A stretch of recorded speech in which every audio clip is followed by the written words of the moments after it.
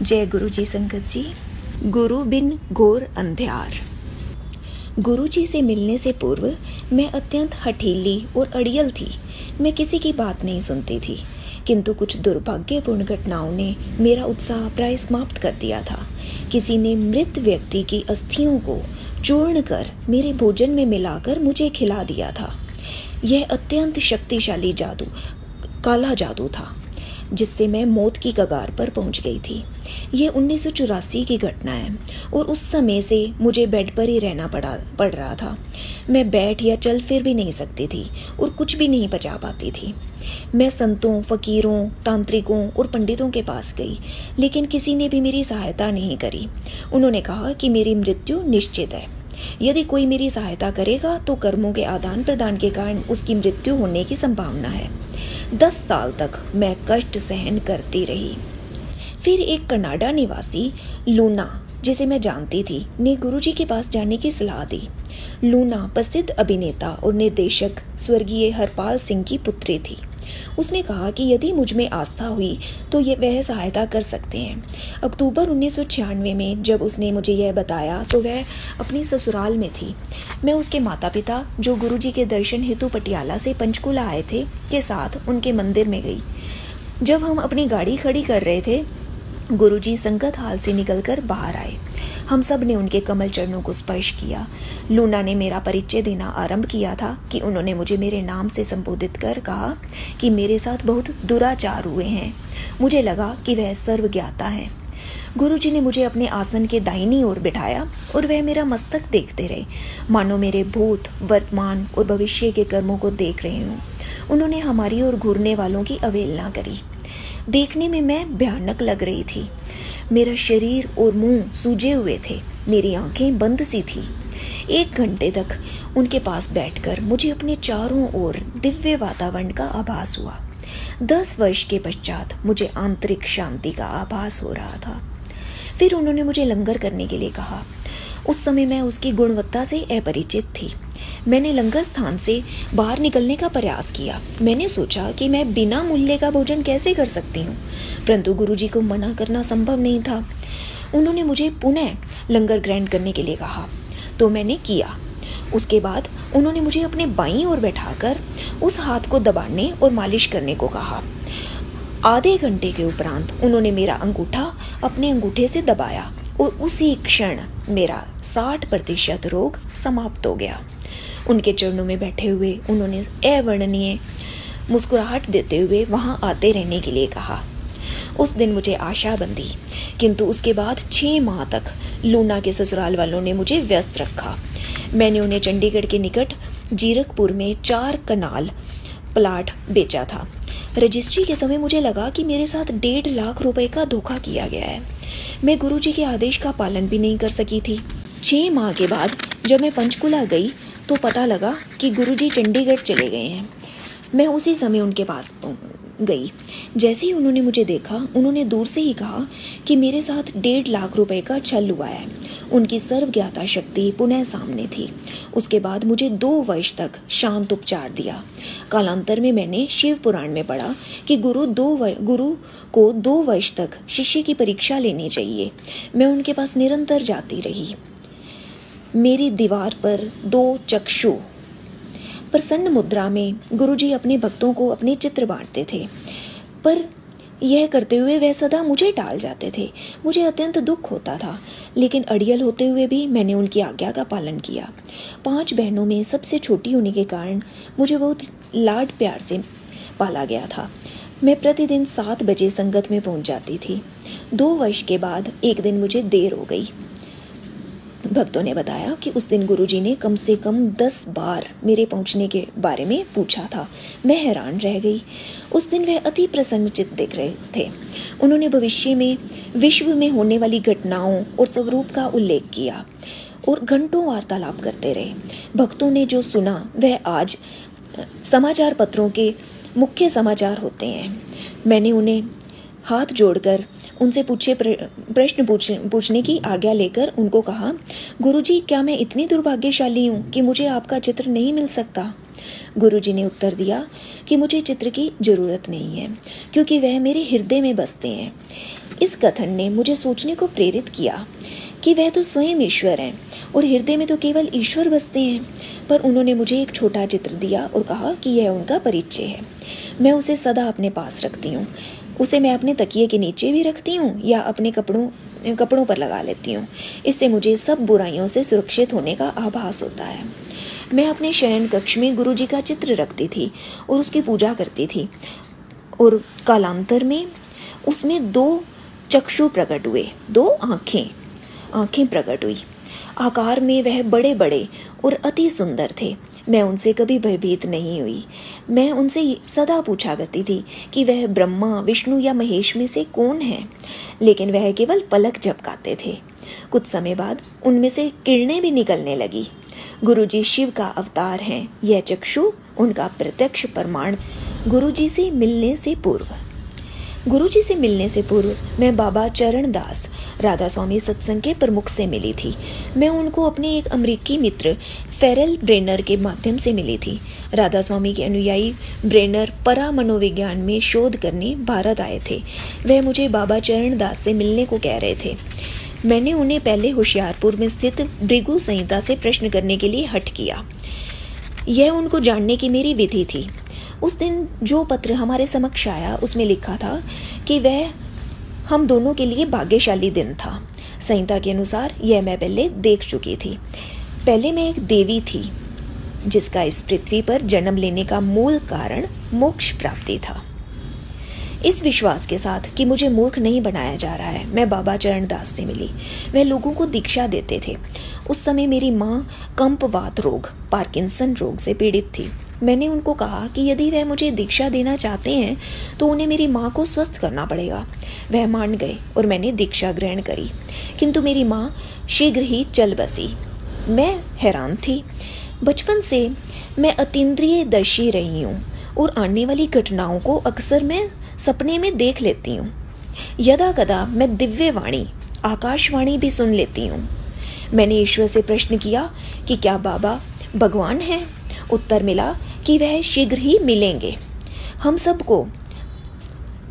तो सदा उनसे मिलने के मार्ग पर हैं। मैंने सोचा कि बाबा पर से मेरा विश्वास समाप्त हो गया। अब गुरुजी से मिलने के बाद मैंने पुनः दिव्यवाणी से प्रश्न किया। मैंने पूछा कि वह कौन है? उत्तर मिला कि वह स्वयं परमात्मा है। इस आकाशवाणी के बाद बिना किसी संशय के मैंने गुरुजी को पूजना आरंभ कर दिया। गुरुजी मुझे चमत्कार दिखाते रहे। उनके छोटे चित्र के साथ मैं समाधि करने लगती थी।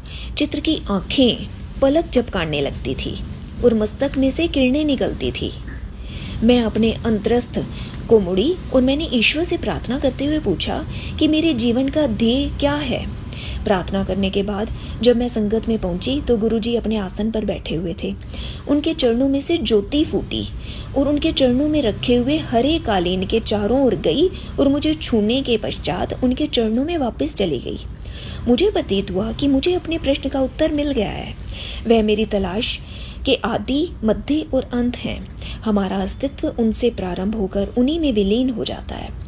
कलयुग में ईश्वर अच्छी आत्माओं का उद्धार करने मानव रूप में प्रकट होते हैं। वह आ गए हैं। अब मुझे प्रतीत होता है कि मैं प्रभु में अपनी आस्था खो चुकी थी। इसकी पुनर्स्थापना और अपने जीवन के लक्ष्य को पाने के लिए मुझे गुरुजी के पास पहुंचाया गया था। सतगुरु ने मुझ पर अपनी कृपा करी। मौत के द्वार से वह मुझे वापस लाए। अपने मार्ग से भटकने के बाद गुरुजी ने मेरा मार्गदर्शन किया है। मोक्ष केवल मनुष्य रूप में पृथ्वी पर ही मिलता है। स्वर्ग में मनुष्य अपने सुकर्मों का फल भोगता है। मोक्ष केवल गुरु के आशीर्वाद से ही संभव है। संस्कृत की एक सूक्ति मोक्ष मूलम गुरु कृपा है, जिसका अर्थ है कि गुरु कृपा के बिना मोक्ष संभव नहीं है। जप साहिब में भी गुरु नानक कहते हैं, जा सो चंद उगे सूरज चढ़े हजार, एते चरण हुंदे गुरु बिन घोर अंधियार। अर्थात 100 चंद्रमा और 1000 सूर्यों का प्रकाश होते हुए भी गुरु कृपा बिना गुप अंधेरा रहता है। मुझे अनेक जपों का ज्ञान हुआ है, उनमें अमर संजीवनी मंत्र भी है जिससे मृत को पुनर्जीवित कर सकते हैं। उसमें शिव का आह्वान करते हुए कहते हैं, हे प्रभु, हे शिव, आपका नाम आशा पूर्ति करने वाले वृक्ष के समान है। यह मंत्र करने के बाद मैंने उसे वास्तव में देखा। प्रातः 3:30 बजे मेरे घर में गुरुजी प्रकट हुए और मुझे एक गगनचुंबी वृक्ष दिखाया जिसके तने में किरणों का सर्प लिपटा हुआ था। गुरुजी ने एक सैद्धांतिक विचारधारा को प्रत्यक्ष रूप में दृष्टिगोचर करा दिया था। उनकी छत्र छाया में सौंदर्य। जब से मेरे ऊपर काला जादू हुआ था, मेरी त्वचा का रंग काला हो गया था। गुरुजी के पास 2 वर्ष तक जाने के बाद एक दिन लूना के पिता ने मुझे गुरुजी के पास बुलाया और उनके सम्मुख बैठने को कहा। गुरुजी ने तुरंत मेरे रंग पर टिप्पणी करी। मैंने उत्तर दिया कि यदि ईश्वर ने मुझे ऐसा बना दिया है तो मैं क्या कर सकती हूँ। वह बोले कि यदि ईश्वर ने मुझे ऐसा रंग दिया है तो वह मेरा रंग साफ कर देंगे। फिर उन्होंने मुझे चाय प्रसाद लेने के लिए कहा। धीरे धीरे उनके आशीर्वाद से मेरा रंग साफ होता चला गया। एक दिन उन्होंने मुझे अपने पास बिठाया। कुछ समय पहले ही मैं इंग्लैंड से वापस आई थी और अपने साथ त्वचा साफ करने वाली अनेक महंगी क्रीमें लेकर आई थी। गुरुजी ने उन्हें अपने घर से लाने के लिए कहा। उस समय रात्रि के 12:30 बज रहे थे। मैंने उन्हें बताया कि इस समय जाने से मेरे पड़ोसी मुझे तंग करेंगे। उन्होंने कहा कि वह मेरे साथ हैं और मुझे चिंता करने की आवश्यकता नहीं है। मैं घर से सब क्रीमें लेकर आई और उनके निर्देशानुसार उनके चरणों में लगाने लगी। ऐसा करते हुए उन्होंने एक अन्य महिला वक्त से कहा कि देखो, इसका हृदय कितना विशाल है, यह पूरी क्रीमें लेकर आ गई है। और उनके पैरों में वह लगाने के बाद मुझे आभास हुआ कि मेरे पैरों की पीड़ा, जिससे मैं कई वर्षों से पीड़ित थी, समाप्त हो गई है। मुझे अपने चंडीगढ़ निवास में अकेले रहने के कारण सदा चिंता सताती रहती थी। एक बार मैं गुरुजी के यहाँ से रात्रि के 1:30 बजे वापस जा रही थी। अपने यहाँ पहुँचकर दूसरी मंजिल पर स्थित अपने घर में प्रवेश करने के लिए मैं सीढ़ियाँ चढ़ रही थी कि मुझे गुरुजी की सुगंध मिली। मुझे एकदम सुरक्षा का आभास हुआ। मैंने अपने पीछे दरवाज़ा बंद ही किया था कि मुझे किसी के खांसने की आवाज़ आई। मैं अत्यंत भयभीत हो गई। कौन हो सकता है? क्या कुछ चोर घुस आए थे? उस पूरी रात मैं सो नहीं पाई। अगले दिन जब मैं गुरुजी के पास गई तो वह उसी प्रकार से खांसे। मुझे ज्ञात हो गया कि रात्रि को वह ही घर पर आए थे। यह जानकर कि गुरुजी बार बार घर आ रहे हैं, विशेषकर अमृत वेला के समय, मैंने घर के पर्दे को बदलने का निश्चय किया। किंतु यह करते हुए मैं गिर पड़ी। मेरी रीढ़ की हड्डी में पहले ही चोट थी और अब यह हो गया। जब उनके लिए पर्दे लगा रही थी, मुझे नींद आ गई। सपने में मैंने देखा कि गुरुजी 2 भक्तों के साथ घर आए हैं और उन्होंने एसी को बंद करने के लिए कहा, क्योंकि मैं गिर गई थी। जब मैं जगी तो मेरे एसी के साथ पंखे भी बंद थे। गुरुजी अपने भक्तों का इतना ध्यान रखते हैं। जब वह ध्यान रखते हैं तो वह वास्तव में ध्यान रखते हैं। एक अन्य दिन जब मैं संगत से वापस आ रही थी तो अचानक एक गाय मेरे कार के सामने आ गई। मैं केवल गुरुजी चिल्लाई और बच गई। घर पहुंचकर मुझे लगा कि गुरुजी ने भक्तों को मुझे निरंतर फ़ोन करने के लिए कहा हुआ था। उन्होंने मुझसे फ़ोन पर बात करके मेरे हालचाल के बारे में पूछा था। एक बार पंचकुला के निकट सकेत्री में स्थित शिव मंदिर से मैं वापस आ रही थी तो रात अधिक हो गई थी। अचानक मेरी कार का दाहिना पहिया एक नाली में फंस गया। जितना भी मैं एक्सीलरेटर दबाऊं, वह टस से मस नहीं हो रहा था। इस प्रकार मैं कोई आधा घंटा अटकी रही होंगी कि मैंने एक बस को तीव्र गति से अपनी ओर आते हुए देखा। मैंने गुरुजी को आवाज़ लगाई और तुरंत वह पहिया बाहर आ गया और सुरक्षित मैं पुनः सड़क पर आ गई थी। गुरुजी न केवल मेरी भौतिक अपितु भावनाओं का भी विशेष ध्यान रखते हैं। चंडीगढ़ में मैं एक शारीरिक शिक्षा महाविद्यालय में पढ़ाती थी। वहाँ के शिक्षकों को कला विभाग से असंतोष था और उनका व्यवहार द्वेषपूर्ण रहता था। एक दिन मैं उनके कटाक्ष और सहन नहीं कर पाई और अपनी कार में बैठकर रो रही थी। तुरंत गुरुजी की सुगंध कार में भर गई और मैं अपनी भावुकता से बाहर निकल आई। एक भूतपूर्व प्रशासनिक अधिकारी सरदार मनमोहन सिंह मेरी सहायता करते रहते थे। सेवानिवृत्त होने के बाद उनके मस्तिष्क के कोषाणु नष्ट होने लगे थे। अक्सर वह भाषण देने लगते थे और उनको घर पर बांध कर रखना पड़ता था, क्योंकि उन्होंने मुझ पर अनेक उपकार किए थे। मैं उनका यह ऋण चुकाना चाहती थी। मैंने यह गुरुजी को बताया तो उन्होंने उनकी पत्नी को तांबे का लोटा लाने के लिए कहा और उसे अभिमंत्रित किया। मैं उनको भी गुरुजी के पास लेकर आई। गुरुजी ने उन्हें अच्छी नींद लेने के लिए कहा और उस रात उन्हें एक लंबे समय के बाद गहरी नींद आई।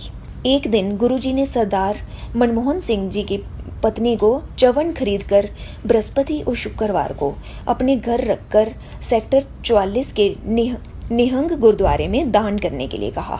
यह करने के उपरांत उन्हें गुरु ग्रंथ साहिब का उस दिन का संदेश पूछना था। यह उन्होंने तो नहीं किया, किंतु मैंने किया। किशोर ने पवित्र ग्रंथ से शब्द निकालकर मुझे दिया। उसके अनुसार ईश्वर पहले भी पूर्ण थे, अब भी हैं और सदा रहेंगे। चंद्र और सूर्य उनकी आज्ञा का पालन करते हैं और जो निर्मल हैं वह उनको ही दिखाई देते हैं। मैं वह संदेश लिखकर संगत में लेकर आई, परंतु मैं उसे गुरुजी को दिखाने का साहस नहीं कर सकी, क्योंकि मुझे यह करने के लिए नहीं कहा गया था। प्रातः 3:30 बजे गुरुजी ने मुझे दर्शन दिए। उनके हाथ में गुरु ग्रंथ साहिब का वही पृष्ठ था जिस पर वह शब्द अंकित थे। इसका क्या अर्थ है? वह गुरु ग्रंथ साहिब के रचयिता हैं। गुरुजी ने मुझे चंडीगढ़ में अपना घर बेचने को कहा। मैंने उसे बेच तो दिया, किंतु मुझे चंडीगढ़ में रहने के लिए कोई और स्थान नहीं मिला। गुरुजी ने मुझे अपने दीर्घकालीन भक्त खेरा परिवार के पास रहने के लिए भेज दिया। श्री खेरा विद्यालय में गुरुजी के अध्यापक रह चुके थे और उन्होंने उन्हें रक्त के कैंसर से मुक्त किया था। गुरुजी ने उन्हें संतान का आशीष भी दिया था। खेरा परिवार ने अपने घर में मुझे एक कमरा दे दिया। मैं इतनी बीमार थी कि यात्रा नहीं कर सकती थी और गुरुजी दिल्ली चले गए थे। गुरुजी द्वारा मेरे लिए भेजा हुआ प्रसाद मैं लिया करती थी। वह मेरे लिए औषधि था और उससे काले जादू के दुष्प्रभाव समाप्त हो रहे थे। उस प्रसाद में इतनी शक्ति थी कि मैं उसे खाने के बाद खून की उल्टी कर देती थी। मैंने देखा कि उल्टी में विष भी निकलता था। मुझे खिलाई गई अस्थियों की राख। लेकिन गुरुजी से दूर रहना आसान नहीं था। जब भी खेरा परिवार दिल्ली जाते थे, मैं गुरुजी के चित्र के सामने रो पड़ती थी। एक बार रोते हुए मैंने कहा कि जब कलियां मांगी कांटों का हार मिला। जब खेरा परिवार अगले दिन वापस आए तो उन्होंने गुरुजी द्वारा भेजी हुई पुष्पमाला मुझे दी। गुरुजी भक्त के मन को टटोलते रहते हैं। वह हमारे प्रेम को जानते हैं। कुछ समय के बाद मैंने एकांत प्राप्ति के लिए राजकीय महाविद्यालय के छात्रावास में रहने का निश्चय किया। मेरे पड़ोसी नवग्रह शांति यज्ञ करा रहे थे। उत्सुकतावश मैंने भी एक पंडित को यह करने के लिए कहा। हवन से पूर्व मैंने गुरुजी की पूजा करी। पंडित जी के जाने के बाद मैं बहुत थकान अनुभव कर रही थी। मैं सोने ही वाली थी कि वह मेरे सामने लाल परिधान में मुझे एकटक देखती हुई एक आकृति प्रकट हुई। वह गुरुजी के चित्र के समान थी। इससे पहले कि मैं कुछ कह पाती, सर्वज्ञाता सतगुरु ने मुझे फोन किया और पूछा कि क्या मैं उनकी पूजा कर रही थी। मेरे पास अपना कोई घर नहीं था। मैं पंचकुला में एक किराए के मकान में रह रही थी, परंतु बाद में मैंने वह घर नहीं खरीदा। गुरुजी ने मुझे वह घर दिखा दिया था। 1998 में एक स्वप्न में मैंने देखा कि मेरे पास एक कोने का मकान है जिसकी दीवारें गुलाबी रंग की हैं, किंतु मैं उस घर को नहीं ढूंढ पाई। कारण स्पष्ट था, ऐसे घरों का निर्माण 2001 में ही हुआ था और हरियाणा नगर विकास निगम ने उनका आवंटन 2003 में ही किया। इसका अर्थ है कि गुरुजी को उस घर के बारे में उससे बनने से पहले ज्ञान था। एक बार मुझे स्वप्न आया कि मैं दिव्य लोक में एक झील के किनारे बैठी हुई हूँ। उसके अनुपम सौंदर्य का वर्णन शब्दों में नहीं किया जा सकता है। उस लोक में भी मैंने अपना पर्स जोर से अपने हाथ में पकड़ा हुआ था। जब मैं सोकर उठी तो मैं अत्यंत शर्मिंदा होकर सोच रही थी कि क्या मैं इतनी लोभी हूँ। मैंने अपने सब बैंकों से जमा पूंजी निकालकर गुरुजी के चरणों में रख दी। उन्होंने कहा कि उन्हें इन निरर्थक कागजों की कोई आवश्यकता नहीं है और मुझे वह वापस ले जाने के लिए कहा। रात बहुत हो चुकी थी और मैं चिंतित थी, किंतु गुरुजी ने आश्वासन दिया कि वह साथ हैं और कोई अनहोनी नहीं होगी। मार्ग में मैं एक भक्त के घर पर चाय के लिए रुकी, किंतु गुरुजी ने मना कर दिया। मुझे अपनी कार के आसपास कुछ अवांछित तत्व दिखाई दिए थे और मैं सीधा घर आ गई।